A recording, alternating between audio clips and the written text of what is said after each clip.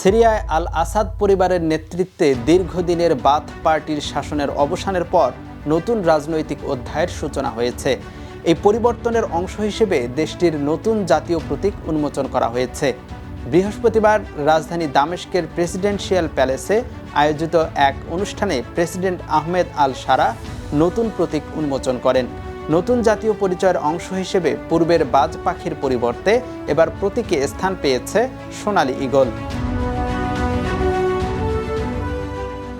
প্রতীকের মাথায় রয়েছে ৩টি তারা, যা সিরিয়ার জনগণের মুক্তিকে প্রতীকীভাবে তুলে ধরে। ঈগলের লেজের 5টি পালক দেশটির 5টি ভৌগোলিক অঞ্চল উত্তর, পূর্ব, পশ্চিম, দক্ষিণ ও কেন্দ্রকে নির্দেশ করে, আর ডানার 14টি পালক প্রতিটি প্রদেশের প্রতিনিধিত্ব করে। সরকারের ভাষ্য অনুযায়ী এই 14টি পালকের প্রতিটিরই বিগত 14 বছরের বিপ্লবের প্রতিরোধের গল্প বহন করে।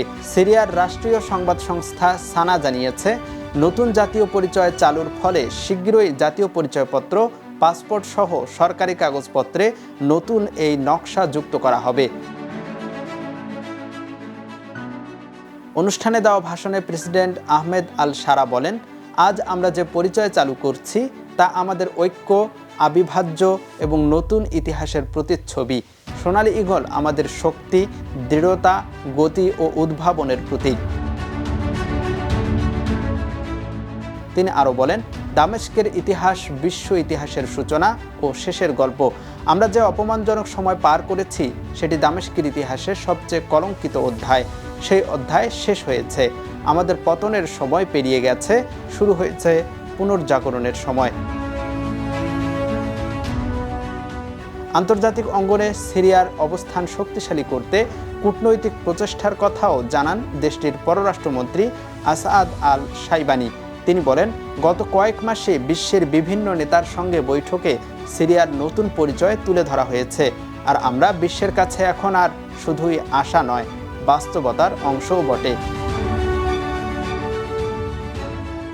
আল শাইবানি আরও বলেন, আগের সরকারের ফাঁকা স্লোগান নয়, এবার আমাদের লক্ষ্য জনগণের সম্মান ও দেশের প্রকৃত অবস্থান নিশ্চিত করা।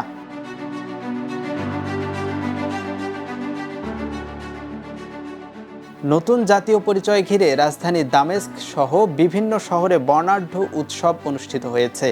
দামেস্কের উমাইয়া স্কয়ার, বীর অজানা সৈনিকের সমাধি, fair ground, Latakia, Aleppo, Idlib, Deir al Zor, হামাসহ বিভিন্ন অঞ্চলে আনন্দ উদযাপন হয়। দেশটির মোবাইল ফোন ব্যবহারকারীরা নতুন জাতীয় প্রতীকের ঘোষণা সংক্রান্ত বার্তা পেয়েছেন, যেখানে একে স্বাধীনতার আকাশে দৃঢ়তা ও মুক্তির নবায়নকৃত প্রতীক হিসেবে উল্লেখ করা হয়।